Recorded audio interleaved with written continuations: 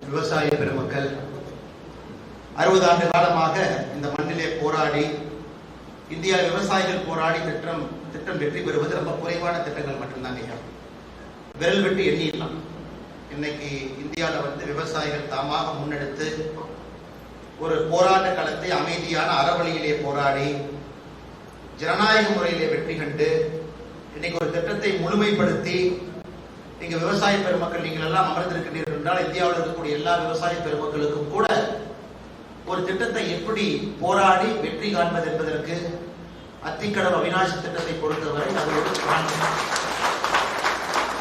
இன்னைக்கு வரும் பொழுது உங்கள் அனைவரையும் பார்த்து நான் சொன்ன முதல் வார்த்தையே அத்திக்கடவு வணக்கம் என்று நான் சொன்னேன். காரணம் அது 2001, 2006 காலகட்டத்தில் அந்த பகுதிக்கு யார் வந்திருந்தாலும் கூட அது அத்திக்கடவு வணக்கம் என்றுதான் மக்களை நீங்கள் அழைப்பீங்க. அந்த 10 ஆண்டு காலம் ஒரு மிகப்பெரிய ஒரு அறப்போராட்டம், சாதாரண வேலை இல்லை. இன்னைக்கு ஒரு முக்கியமான மனிதர் அதை முன்னின்று நடத்தியவர். 97 ஆண்டுல அகவையில கர்மயோகியாக வாழ்ந்து மறைந்து இறைவனில சேர்ந்திருக்கக்கூடிய ஒரு அற்புதமான மனிதருக்காக அவருடைய வாழ்க்கையெல்லாம் ஆவணப்படுத்தி ஒரு புத்தகத்தை வெளியிட்டுக் கொண்டிருக்கின்றோம். அம்பலவான செட்டியார் ஐயாவுடைய பிறப்பு சாதாரண ஒரு பிறப்பு இல்லை. 1927 ஐயா பிறந்து அவருடைய வாழ்க்கையெல்லாம் நாம் பார்க்கும் பொழுது ஒரு சாதாரண வாழ்க்கையாக ஒரு வாழவில்லை. பாருங்க, அவருக்கு சுதந்திரம் கிடைத்த பொழுது 20 ஆண்டுகள் ஆகியிருக்க வேண்டும். 1947 என்பது அவருக்கு 20 ஆண்டு. 1959 கொங்கு நாடு டிரான்ஸ்போர்ட் அந்த நிறுவனத்தை ஆரம்பித்த பொழுது அவருக்கு 32 வயசு. படிப்படியாக நகைக்கடையை நடத்துறாங்க. ரெண்ட் கண்ட்ரோல் ஆக்ட் வந்த பொழுது அதை எதிர்த்து நகைக்கடையை போடுறாங்க.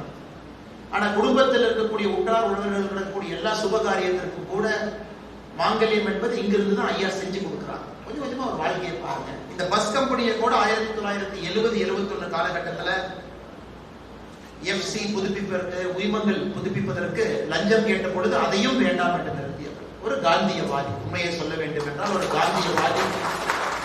சுதந்திரம் வந்த பொழுதே 20 ஆண்டுகள் முழுமையாக அந்த இளமை பருவத்தை எல்லாம் தாண்டி வாழ்க்கை புரிய ஆரம்பித்திருக்கக்கூடிய பருவத்துல தன்னுடைய அறப்போராட்டத்துல நேர்மையான ஒரு குணத்துல இந்த பகுதியெல்லாம் உயர்த்தி தன்னையும் உயர்த்தி கொண்டு கடைசியில தன்னுடைய கடைசி கட்ட வாழ்க்கையில் ஒரு பெரும் போராட்டமாக அவிநாசி அத்திக்கடவு போராட்டத்தை பெருமையாக கையில் எடுத்தார். அவருடைய வாழ்க்கையை கொஞ்சம் படிப்பதற்கு எனக்கு ஒரு பெரிய வாய்ப்பு கிடையாது. ஆண்டவனுடைய ஒரு கட்டளை பாருங்க. போன ஆண்டு ஆகஸ்ட் 10ஆம் தேதி 2024 ஐயாவுடைய வீட்டுக்கு செல்வதற்கு எனக்கு ஒரு பாக்கியம் கிடைச்சது ஐயா. அவர் இறந்து 13 நாட்கள் கழித்து அவருடைய இல்லத்திற்கு சென்று ஐயாவுடைய குடும்பத்தினெல்லாம் சந்தித்து ஐயாவுக்கு அஞ்சலி செலுத்தி விட்டு வந்திருந்து சரியாக ஒரு வருடம் கழித்து ஆகஸ்ட் 11ஆம் தேதி ஐயாவுடைய புத்தக வெளியீட்டு விழாவில் பங்கேற்பதற்கு ஒரு பெரிய பாக்கியமாக நான் கருதுகிறேன். சரியாக இந்த பகுதியில் ஆட்டோ ரிக்ஷா வருவதற்கு காரணமாக இருந்தவங்க, மும்முனை மின்சாரம் 3 ஃபேஸ் கரண்ட் வருவதற்கு காரணமாக இருந்தாங்க. அந்த காலகட்டத்திலேயே ரீப்ராசஸ் பிளாஸ்டிக் அந்த தொழிலை எல்லாம் முதலாக இங்கே கொண்டு வந்தவர். ஒரு சுகர் மில் அந்த பகுதி கொண்டு வந்து முன்னாள் ஜனாதிபதி ஐயா ஆர் வெங்கட்ராமன் அவர் கையில திறப்பு விழா நடத்தியவர். ஒரு முன்னோடி, தொழில்துறையில முன்னோடி, தன்னுடைய வாழ்க்கை வாழ்வதில் ஒரு முன்னோடி, அறவழியில வாழ்ந்த ஒரு முன்னோடி, காந்தியவாதியாக இருந்தவர். இதையெல்லாம் தாண்டி இது 1800 காலகட்டத்திலிருந்து பேசக்கூடிய ஒரு நிகழ்வுங்க. இது இன்னைக்கு நேற்று நாம் பேசணும். நம்முடைய ஆவணங்களை பார்க்கும் பொழுது 1834 ஒரு ஆங்கிலேய பொறியாளர் சார் ஆர்தர் காட்டன் அவர் அப்பவே சொல்றாரு, நீங்க பாருங்க 2 நதிகள்ல மழை அதிகமாக வரும் பொழுது வெள்ளப்பெருக்கு ஏற்படுகிறது. 2 நதியில நொய்யல்ல பவானி நதியில வெள்ளப்பெருக்கு போகுது. ஆனா மேட்டுப்பாங்காக இருக்கக்கூடிய சில இடங்கள், அது அன்னூராக இருக்கட்டும், அவிநாசியாக இருக்கட்டும், நம்பியூராக இருக்கட்டும், 1834 ஆங்கிலேய பொறியாளர் எழுதுறார். ஆனா மேட்டுப்பாங்காக இருக்கக்கூடிய இந்த பகுதிக்கு மட்டுமே தண்ணீர் வராமல் இருக்கு. ஏதாவது ஒரு திட்டத்தை கொண்டு வந்து நாம் செயல்படுத்த வேண்டும் என்று. அதன் பிறகு 1905 சென்னை மாகாணத்தினுடைய முதன்மை பொறியாளராக இருந்த ஐயா ஆரோக்கியசாமி முதலியார் அவர்கள் அப்ப அவர் மேல் பவானி திட்டத்தில் ஒரு திட்டத்தை கொண்டு வர்றார். அவர் ஒரு திட்டத்தை கொண்டு வர்றாரு. அதாவது பவானி நதியில மலைப்பாங்கான பகுதியில ஒரு அணையை கட்டி அதிலிருந்து தண்ணியை திருப்பி கொண்டு வந்து அன்னூர், காரைமடை, அவிநாசி இந்த பகுதிக்கு நம்ம கொண்டு வரலாம் அப்படிங்கிறது அவருடைய திட்டம். 1957-67 மிக அற்புதமான ஒரு மனிதராக இந்த பகுதியினுடைய சட்டமன்ற உறுப்பினராக இருந்த ஐயா மாரப்ப கவுண்டர் அவர்கள் அவருடைய புதல்வன் ஐயா இங்க இருக்கிறாங்க. ஐயா அவர்கள் இதை கர்ம வீரர் காமராஜர் ஐயா எடுத்துட்டு போறாங்க, இதை கொண்டு வர வேண்டும் என்று. நம்முடைய கெட்ட நேரம் காமராஜர் ஐயா தேசிய அரசியலுக்கு போன காலகட்டத்தில் அதை நாம் செயல்படுத்த முடியும். 1993 காலகட்டத்தில் MS உதயமூர்த்தி ஐயா அவர்கள் இந்த கையில் எடுக்கிறாங்க. 12 நாட்கள் பாத யாத்திரை நடக்குது ஈரோட்டிலிருந்து கோயம்புத்தூருக்கு. 1998 சென்னிமலையிலிருந்து காரமடை வரை வாகன பேரணி எடுக்கிறாங்க ஐயா. அதையும் நாம் சரித்திரத்தை திரும்பி பார்க்கும் பொழுது ஐயாவும் இதை பத்தி பேசுறாங்க. இந்த நேரத்தில் 2001, 2006 இந்த பகுதியில பொது வேட்பாளரை, தனிய வேட்பாளரை நீங்க நிறுத்துறீங்க. 2001 உங்களுடைய பொது வேட்பாளர் தீர்மானம் செய்கின்றார் வெற்றி யாருக்கு தோல்வி யாருக்கு என்பது. அப்பவே 30,000 தாண்டி ஒரு பெரிய வாக்குகளை பெறாங்க.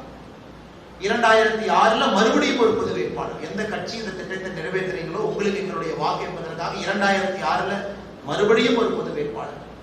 அந்த நேரத்தில் நான் சார்ந்திருக்கக்கூடிய பாரதிய ஜனதா கட்சி மக்களுடைய உணர்வுக்கு மதிப்பளித்து 2006 நடைபெற்ற சட்டமன்ற தேர்தலில் நாம் இங்கே வேட்பாளரை நிறுத்த வேண்டும். அண்ணன் CP ராதாகிருஷ்ணன் அவர்கள் இன்னைக்கு நம்முடைய மகாராஷ்டிரா மாநிலத்தினுடைய ஆளுநராக இருக்கிறாங்க.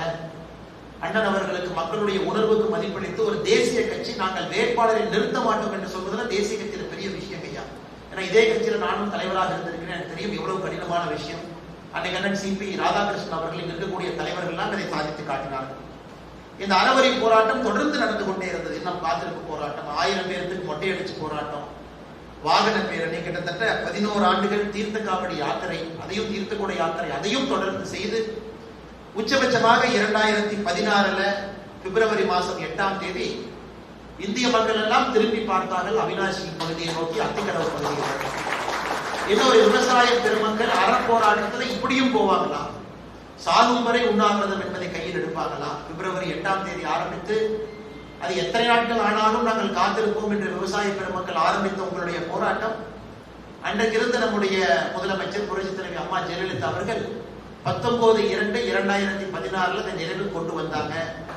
ரூல் 110 அதன் மூலமாக சட்டப்பேரவையில் அன்றைக்கு அதை அறிவித்து 3,27,00,000 இந்த திட்டத்தை, அத்திக்கடவு அவினாசி திட்டத்தை கொண்டு வருவோம் என்கின்ற உறுதி அளித்து அது 2020 அடிக்கல் நாட்டப்பட்டு இன்னைக்கு நாம திறந்து வைத்திருக்கின்றோம். அது பின்னாடி அதுக்கு வரலைங்க. இந்த இடத்துல ஐயா அம்பலவாணன் செட்டியார் ஐயாவுடைய பங்கை நாம பார்க்கிறோம். சரித்திரங்க ஐயா யாரெல்லாம் இருந்தாங்க எல்லாத்தையும் பார்த்தோம். ஆனால் இதற்கு ஒரு கர்மயோகி தேவைப்பட்டான். இதை கையில் எடுத்து இதை கொண்டு செல்வதற்கு மக்களை எல்லாம் ஒன்று திரட்டி அந்த கர்மயோகி நேர்மையும் நாணயம் இருக்கணும். அப்பதான் ஐயாவை நம்பி கூட 4 பேர் வருவாங்க. ஆனா 4 40 மாறி, அது 400 மாறி, 4000 மாறி, அவ்வளவு பெரிய ஒரு படையாக இது மாறி, அதற்கு மிக முக்கிய காரணமாக இருக்கக்கூடிய ஐயாவை பொறுத்தவரை இன்னும் சரித்திரத்தை கொஞ்சம் ஆழமாக பார்க்கும் பொழுது எனக்கு ஆச்சரியம் கொடுத்தது. 1990 விவசாயிகள் பயன்பெறுவதற்காக குளம் குட்டை நீர் நிரப்பும் திட்டம் என்கின்ற பெயர்ல திட்டத்தை ஐயா தொடங்குறாங்க. மக்கள் தலைவர் ஐயா கருப்பையா மூப்பனார் அவர்களை ஈரோட்டில் சந்திக்கிறாங்க.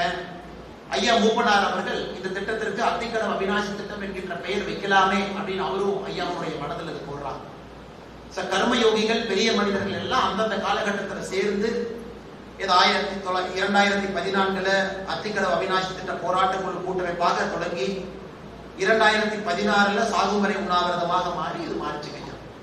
இப்ப அம்பலவாணன் செட்டியார் ஐயா அவருக்கு மிகச் சிறப்பாக இந்த புத்தகத்தை எழுதியிருக்கக்கூடிய அவருடைய பேத்தி சிவகாம சுந்தரி ஆனந்த நடராஜன் அம்மா அவர்கள் மிகச் சிறப்பாக அத்திக்கடவு நாயகன் என்கின்ற பெயரை சூட்டியிருக்கிறார்கள். மிகச் சிறப்பாக அத்திக்கடவு நாயகன் என்ற பெயரை சூட்டி இன்னைக்கு மேடையில் அந்த புத்தகத்தை இன்னைக்கு கர்மயோகிகளாக வாழ்ந்து கொண்டிருக்கக்கூடிய குளம் குட்டைகளுக்கு நீர் நிரப்ப கோரும் இயக்கத்தினுடைய செயலராக இருக்கக்கூடிய ஐயா PK பெரியசாமி அவர்கள், பொருளாளராக இருக்கக்கூடிய ஐயா SMR நடராஜன் அவர்கள் இருவரும் இணைந்து என்னோடு இணைந்து இந்த புத்தகத்தை வெளியிட்டிருக்கிறாங்க. ஒருங்கிணைப்பாளர் ஐயா முருகபூபதி அவர்கள், ஆலோசகர்கள் எல்லாரும் இங்க வந்திருக்கிறாங்க.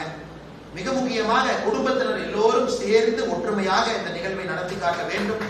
அந்த மாதிரி சாதாரண நிகழ்வுகளை ஒரு பெரிய மனிதர் வாழ்ந்து மறைந்த பிறகு அவருடைய சந்ததி முதல் தலைமுறை, 2ஆம் தலைமுறை, 3ஆம் தலைமுறை எல்லாம் இணைந்து ஒட்டுமொத்தமாக இது குடும்ப நிகழ்வாக நடந்து கொண்டிருக்கிறது. ஐயா கணேசன் அவர்கள், ஐயா சுப்பு அவர்கள், அத்திக்கடவு சுப்பிரமணியன் தனக்கென்று ஒரு தனி பெயரை இந்த பகுதியில் விவசாய பெருமக்களுக்காக பாடுபட்டு எடுத்திருக்கின்றார்கள். அவர்கள் வேலுச்சாமி அண்ணன் அவர்கள், சம்பத்குமார் அண்ணன் அவர்கள், அன்னூர் வெள்ளியங்கிரி அவர்கள், தங்கமுத்துசாமி அவர்கள், நால்ரோடு மூர்த்தி அவர்கள், பழனிசாமி ஐயா அவர்கள், களம் சதீஷ்குமார் அவர்கள், ஆனந்தி அவர்கள், முருகபூபதி அவர்கள், அவினாஷி ராமச்சந்திரன் அவர்கள், வக்கீல் ரங்கசாமி அவர்கள், சாமிநாதன் அவர்கள், நவீன் பிரபு அவர்கள், பிரபாகரன் அவர்கள், விஷ்ணு பிரபு அவர்கள், வெற்றிவேல் அவர்கள், ரமேஷ்குமார் அவர்கள், வெங்கடாச்சலம் அவர்கள், இந்த விழாவினுடைய ஒருங்கிணைப்பாளராக இருக்கக்கூடிய நெருங்கிய நண்பர், 15 ஆண்டு காலமாக நண்பராக இருக்கக்கூடிய அண்ணன் சிவராமகிருஷ்ணன் அவர்கள் என்னோடு இணைந்து இந்த விழாவிற்கு பாரதிய ஜனதா கட்சி சார்பாக வந்திருக்கக்கூடிய எங்களுடைய அன்புக்குரிய மாவட்ட தலைவர் அண்ணன் கரு மாரிமுத்து அவரோடு வந்திருக்கக்கூடிய எங்களுடைய தொண்டர்கள் பகுதியுடைய எல்லா தலைவர்கள் எல்லோரும் இணைந்து இந்த திட்டத்திற்கு வந்திருக்கின்றோம். மேடையில் இருக்கக்கூடிய எல்லா குடும்பத்தினர், குறிப்பாக ஐயாவுடைய மகன் பஞ்சாபி கேசன் அவர்கள், சொக்கலிங்கம் அவர்கள், கார்த்திகேயன் அவர்கள், நிர்மலா அவர்கள், மகள் மீனாட்சி அவர்கள், கஸ்தூரி அவர்கள், வாணி அவர்கள், கௌரி அவர்கள், பேர குழந்தைகள் அவர் எல்லோருக்கும் இந்த நேரத்தில் நெஞ்சார்ந்த நன்றிகளை நான் தெரிவித்துக் கொள்கிறேன். ஒரு அற்புதமான கர்ம யோகிக்கு வாழ்ந்து மறைந்த பிறகு 97 அகவை கடந்து முடிந்து இன்னைக்கு 98 வயது ஆகியிருக்கும் ஐயாவுக்கு. இந்த நேரத்தில் அதையெல்லாம் தொகுத்து படங்களோடு முக்கியமான ஒரு புத்தகத்தை ஆவணப்படுத்தி கொண்டு வந்திருக்கிறீர்கள். காரணம், அடுத்த கட்ட தலைமுறைக்கு தெரிய வேண்டும் இந்த திட்டம் எந்த பாதையெல்லாம் கடந்து வந்துச்சு, எத்தனை பேர் கர்மயோகிகளாக தன்னுடைய வாழ்க்கையெல்லாம் இதற்கு அர்ப்பணித்திருக்கின்றார்கள் என்று என்னை போன்ற இளையவர்களுக்கு தெரிய வேண்டும், அடுத்த கட்ட இளையவர்களுக்கு தெரிய வேண்டும் என்பதற்காக இதை ஆவணப்படுத்தி இருக்கிறீங்க.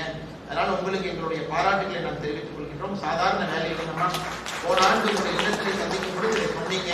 அதை ஒரு ஆண்டுக்குள்ள அந்த புத்தகத்தை முடித்து அற்புதமான தலைவர்கள் எல்லாம் அழைத்து யாரெல்லாம் ஐயாவோடு பணி செய்தார்களோ அவர்களை ஞாபகம் வைத்து இந்த விழாவிற்கு நீங்கள் அழைத்து அவர்கள் முன்னால் இந்த புத்தகத்தை நீங்க வெளியிட்டிருக்கிறீங்க. அதனால் உங்களுக்கும் உங்க குடும்பத்தினருக்கும் ஐயா எங்கிருந்தாலும் கூட நமக்கு தெரியும், ஐயா அவர்கள் இறைவனை சேர்ந்த பிறகு தன்னுடைய கண்ணை தானம் செய்தார், தன்னுடைய உடலையும் தானம் செய்தார், ரெண்டுமே தானம் செய்தார். அதனாலதான் ஆண்டவனுடைய பாருங்க, ஐயா அவர்கள் இறைவனடி சேர்ந்த பிறகு சரியாக 10 நாட்கள் கழித்து இன்று தமிழகத்தினுடைய முதலமைச்சராக இருக்கக்கூடிய ஐயா ஸ்டாலின் அவர்கள் ஆகஸ்ட் மாதம் 17ஆம் தேதி 2024 திட்டத்தை துவக்கி வைக்கிறார். சரியாக 10 நாட்கள் கழித்து ஐயாவுடைய கண்ணும் இந்த திட்டத்தை பார்த்தது. ஆனால் ஐயாவுடைய கடைசி கட்ட நேரத்தில் அந்த திட்டம் தொடங்கப்பட வேண்டும் என்று ஆண்டவனுடைய கட்டளை எனக்கு இன்னும் ஞாபகம் இருக்குதுங்க. ஆகஸ்ட் மாதம் 2ஆம் தேதி 2024 இந்த பகுதிக்கு வந்த பொழுது அத்திக்கடவு அவிநாசி திட்டத்தை அண்ணன் சுப்பிரமணியம் அவர்களோடு சென்று பார்வையிட்ட பொழுது குறிப்பாக இந்த 3rd phase வாட்டர் பம்பிங் ஸ்டேஷனை நாங்கெல்லாம் போய் பார்த்தோம் ஐயா. அன்னைக்கு பார்க்கும் பொழுது எங்களுக்கு மக்கள் இருந்துச்சு, எல்என்டியினுடைய பொறியாளர்கள் அங்கே இருந்தாங்க. அதை நாங்கள் சென்று பார்வையிட்டோம், கூட நம்முடைய கட்சி நண்பர்கள் தலைவர்கள் எல்லாம் வந்தாங்க. அதை சென்று பார்வையிட்ட பொழுது ஒரு விஷயத்தை மட்டும்தான் பார்த்தோம், உண்மையாலுமே திட்டம் வந்துருமா, எல்லாமே அறகுறையா இருக்கு, இவங்க எதையுமே ஃபிட் பண்ண மாதிரி தெரியல. ஒரு பக்கம் விவசாய பெருமக்கள் எங்களுடைய நிலத்துக்குள்ள பைப்பு போகுது, அவங்களுக்கு நம்ம காம்பன்சேஷன் நஷ்டீடு கொடுக்கல, இழப்பீடு கொடுக்கல. இன்னொரு பக்கம் அதை பார்க்கும் பொழுது முழுமைப்படாம அங்கங்க பாதியா பைப் இருக்குது. அதையெல்லாம் பார்த்து விட்டு நம்முடைய தலைவர்கள் சொன்னோம், ஆகஸ்ட் 2ஆம் தேதி 2024ஆம் தேதி நாங்க சொன்னோம், எல்என்டி இன்ஜினியர் கேட்கும்போது சொன்னாங்க, ஐயா ஒழுக்கமா பண்ணா 2 வாரத்தில் பண்ணிக்கலாம், நீங்க ஆகஸ்ட் மாசம் 20ஆம் தேதி 2024க்குள்ள நீங்க முடிக்கவில்லை என்றால் காலவரையற்ற உண்ணாவிரதத்தில் நாங்களும் ஈடுபடுவோம். சில பேர் மறந்திருக்காங்க, சில பேர் ஞாபகம். இந்த அவிநாசி அத்திக்கடவு திட்டத்தினுடைய ஒரே ஒரு நாயகன் யாருன்னா விவசாயிகள். ஏன்னா 60 ஆண்டு காலம் ஒரு போராட்டத்தை நடத்துவது சாதாரண விஷயம் கிடையாது. அதுல எத்தனையோ பேருடைய பெயரை கூட நம்ம சொல்லல. இங்க இருக்கக்கூடிய விவசாய பெருமக்கள் யாரும் பெயரை சொல்வதற்காக இந்த திட்டத்தில் பங்கேற்கல. அவர்கள் கர்மயோகிகளாக இளைஞர்கள் எத்தனையோ பேர் கிராமமா நடந்தவங்க. 2001, 6, 2010 இதெல்லாம் படிக்கும்போது நமக்கு தெரியுங்க. கிராமமாக இளைஞர்கள் போய் ஒரு கிராமத்துல உட்கார்ந்து மக்கள்கிட்ட பேசி விழிப்புணர்வை ஏற்படுத்தி அரசியல் நீங்க பாருங்கம்மா, ஓட்டுக்கு பணம் கொடுக்காம 2006 தேர்தலில் ஓட்டுக்கு பணம் கொடுக்காம ஒரு வேள்வியோடு நெஞ்சுரத்தோடு ஒரு திட்டத்திற்காக 30,000 பேருக்கு மேல ஓட்டு போட்டிருக்காங்கன்னா இது இந்தியாவிலேயே அது சரித்திரம். அதை இந்த பகுதியில் நடத்தி காட்டியிருக்கோம். அதனால நிச்சயமாக இந்த புத்தகத்துல நீங்க எல்லோரையும் ஆவணப்படுத்தி இருப்பீர்கள் என்ற முழு நம்பிக்கை எனக்கு இருக்கு. ஆனா இன்னைக்கு இந்த பிரச்சனை தீர்ந்துருச்சா அப்படின்னு பாத்தீங்கன்னா தீரல. ஏன்னா ஐயாவுடைய இந்த புத்தகத்தை வெளியிடும் பொழுது இதையும் நாம் பேசியாக வேண்டும். நீங்க இத்தனை குளம் குட்டைக்கு நீங்க தண்ணி கொடுத்திருக்கணும், ஆனா கொடுத்தீங்களான்னு கேட்டீங்கன்னா கிடையாது. ஒரு பக்கம் அரசியல்வாதிகளோடு போராடிய மக்கள் இன்னைக்கு இன்ஜினியர்ஸோட பொறியாளர்களோடு சண்டை போட்டுக் கொண்டிருக்கிறார்கள். எதுக்காக சண்டை போடுறாங்க? அண்ணே நீங்க இத்தனை குட்டைக்கு தண்ணி கொடுத்திருக்கணும், 1100 குட்டைக்கு மேல தண்ணி கொடுத்திருக்கணும், இன்னும் 30% குட்டைகளுக்கு தண்ணி போகணும். இந்த பம்பிங் ஸ்டேஷன் 6 பம்பிங் ஸ்டேஷனுக்கும் பிரைமரி செகண்டரி பவர் சோர்ஸ் பாத்தீங்கன்னா 2 கொடுத்திருக்கணும், ஒரே ஒரு கனெக்ஷன் கொடுத்திருக்காங்க. அந்த பவர் சோர்ஸ் போயிருச்சுன்னா நீரை ஏற்றுவதற்கு குறைந்தபட்சம் 6 மணி நேரம் ஆகுது. இன்னைக்கு ஐயா மேல இருக்கிறாங்க, முக்கியமான ஐயா. இதை இந்த பிரச்சனையை கையில் எடுத்து போராடி கொண்டிருக்கக்கூடிய பெரியசாமி ஐயா, நடராஜன் ஐயா அவர்களுக்கு தெரியும். இன்னும் கிட்டத்தட்ட 25 கோடி ரூபாய் நம்முடைய விவசாய பெருமக்களுக்கு நஷ்டீடு கொடுக்க வேண்டி இருக்கு. அந்த பிரச்சனையும் ஒரு பக்கம் இருக்கு. இன்னைக்கு இதெல்லாம் பராமரிக்கணும். ஒரு திட்டத்தை நாம் கொண்டு வந்து விட்டோம், பராமரிப்பதற்கு குழு போட்டிருக்கிறாங்களா, பாதுகாப்பு குழு போட்டிருக்கிறாங்களா? கிடையாது. அதையும் செய்யணும். அதனால் மீதம் இருக்கக்கூடிய 30% குளம் குட்டைகளுக்கும் தண்ணி வரணும். பிரைமரி செகண்டரி பவர் சோர்ஸ் இரண்டாவது கனெக்ஷன் கொடுக்கணுமா? வால்வு ரிப்பேர், எத்தனையோ இடத்துல வாட்டர் லீக்கேஜ் ஆகுது, அதையும் சரி பண்ணணும். இதை தாண்டி அடுத்து இன்னும் 1400 குளம் குட்டைகள் அவர்களும் தயாராக ஆரம்பிக்கும். மேலே நானும் நம்முடைய ஐயா நடராஜ் பெரியசாமி ஐயாவும் நடராஜன் ஐயாவும் பேசும்பொழுது ஒரு விஷயத்தை பேசுவோம். அம்மா, குடிநீர் என்பது அது அடிப்படை உரிமை, ஃபண்டமெண்டல் ரைட். குடிநீர் மட்டுமல்ல, ஒரு விவசாயிக்கு விவசாய தண்ணீர் என்பதும் அடிப்படை உரிமை. இது ரெண்டுமே ஆட்சியாளர்கள் புரிந்து கொள்ள வேண்டும். ஆனால் இன்னைக்கு இந்தியாவில் விவசாயம் எப்படி இருக்குன்னா, தண்ணி இருக்கிறவங்களுக்கு ஒரு விவசாயம், எங்களை மாதிரி தண்ணி இல்லாம கரூர் பக்கத்துல தொட்டம்பட்டியில் இருக்கிற எங்களுக்கு ஒரு விவசாயம் என்றுதான் உண்மையாக இருக்கு. நாங்கள் அமராவதியிலிருந்து வரக்கூடிய உபரி நீரை திட்டமாக மாற்றி எங்களுடைய தோட்டத்திற்கு கொண்டு வர வேண்டும் என்று பல ஆண்டுகளாக அந்த போராட்டம் நடந்து கொண்டிருக்கிறது. கர்மயோகிகள் போராடி கொண்டிருக்கிறார்.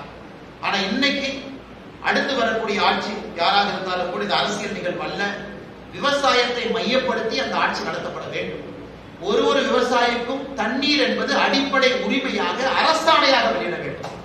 ஒரு விவசாயிக்கு தண்ணீர் கொடுப்பது என்பது அடிப்படை உரிமை. அரசாங்கம் 3 லட்சம் கோடி பட்ஜெட் போடுற மாநிலத்துல 51 லட்சம் கோடி பட்ஜெட் போடுறோம் மத்திய அரசுல. இன்னைக்கு கோதாவரியிலிருந்து வரக்கூடிய உபரி நீர் கிட்டத்தட்ட 5000 டிஎம்சி தண்ணிய அதை நம்ம பகுதி கொண்டு வந்து விட்டோம் என்றால் எந்த விவசாயிகளுடைய முகத்திற்கு கூட தண்ணீர் அதற்கான காலம் நெருங்கி கொண்டிருக்கிறது. ஏன்னா மக்களுக்கு அந்த விழிப்புணர்வு வந்துருச்சு. இன்னைக்கு பாருங்க, ட்ரம்ப்புக்கும் நமக்கு என்னங்கம்மா சண்டை? ட்ரம்பை பொறுத்தவரை அமெரிக்காவில் இருக்கக்கூடிய பெரிய பெரிய விவசாயி இந்தியாவில் ஐயாவுக்கு தெரியும், நீ சராசரியாக ஒரு விவசாயி இந்தியாவில் 1.8 ஹெக்டர், நம்முடைய நிலம் என்பது சராசரியாக இந்தியாவில் ஒரு விவசாயி பேர்ல 1.8 ஹெக்டர் இருக்கு. அமெரிக்காவில் சராசரியாக ஒரு விவசாயியுடைய பேர்ல 184 ஹெக்டர் இருக்கு. பெரும் விவசாயி 184 ஹெக்டர். அவங்க அரசு அவ்வளவு சப்சிடி மானியம் கொடுக்குறாங்க. அவர்களுடைய பொருள் எனக்கு இன்டர்நேஷனல் மார்க்கெட்ல பாத்தீங்கன்னா நம்முடைய அரிசியினுடைய விலையை விட அமெரிக்காவுடைய அரிசியினுடைய விலை குறைவு. நம்முடைய சோளத்தினுடைய விலையை விட அமெரிக்காவுடைய சோளத்தினுடைய மக்காச்சோளத்தினுடைய விலை குறைவு. இன்னைக்கு அவ்வளவு சப்சிடி, பெரும் விவசாயம், அவங்க அத்தனை பேர் செய்யறாங்க. அமெரிக்காவில் ஐயா உங்களுக்கு தெரியும், பெரியவங்க இருக்கிறீங்க, இந்தியாவில் 55% மக்கள் விவசாயம், 45% தான் சர்வீஸ் செக்டர் மேனுபேக்சரிங் இருக்கிறாங்க. அமெரிக்காவில் 0.8% மட்டும்தான் விவசாயம் பண்றாங்க. வெறும் 0.8.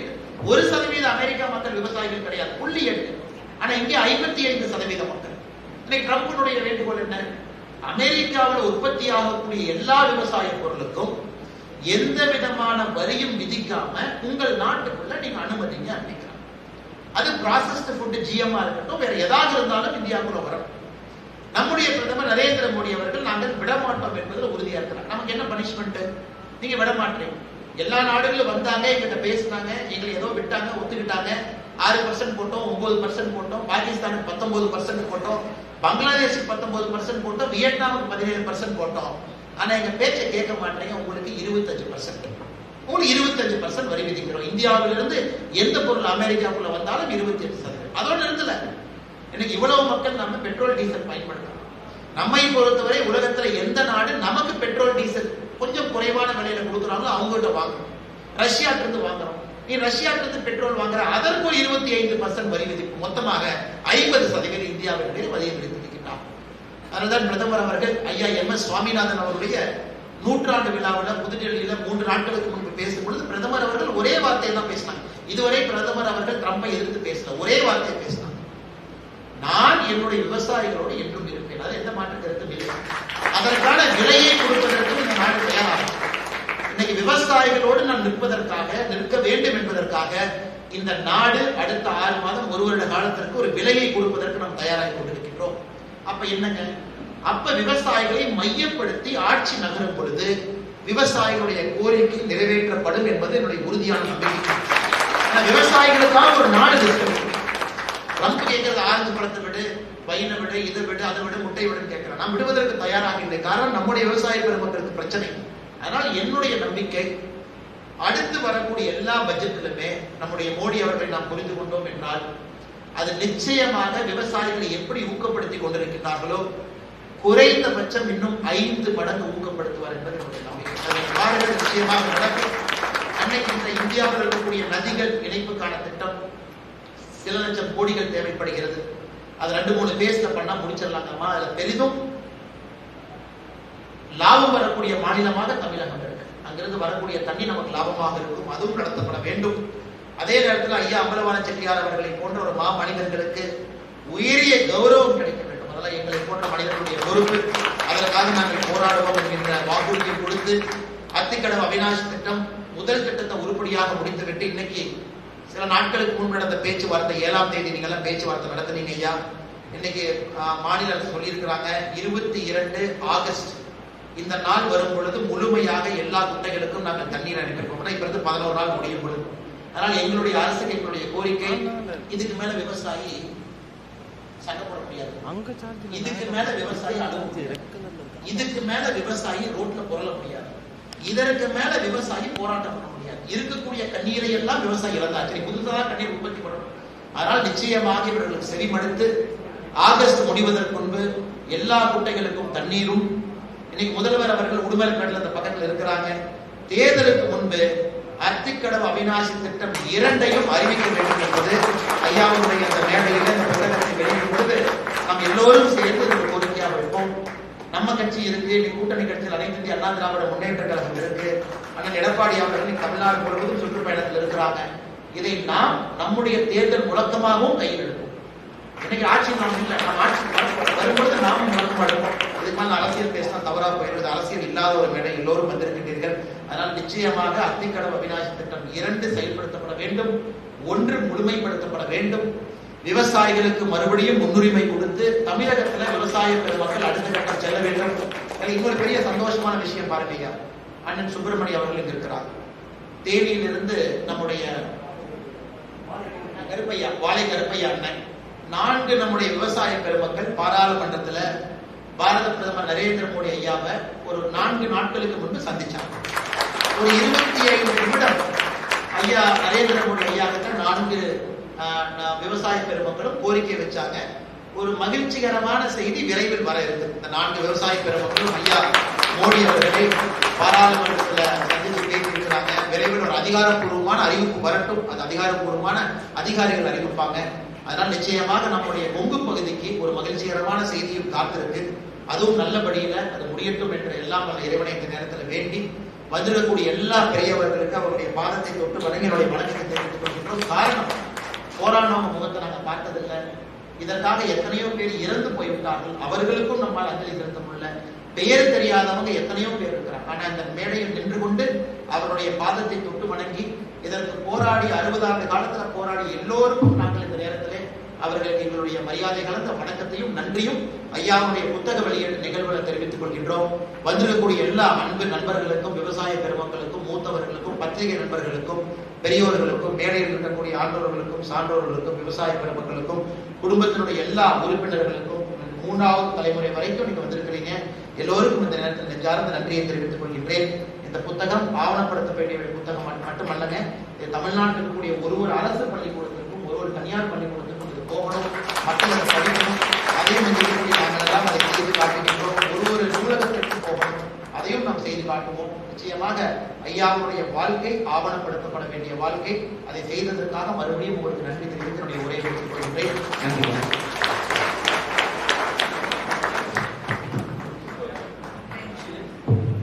அத்திக்கடவு அவிநாசி திட்டத்தில் விடுபட்ட குட்டைகளுக்காக 1400 குட்டைகளுக்கான மனுவை கொடுப்பதற்கு முன்பே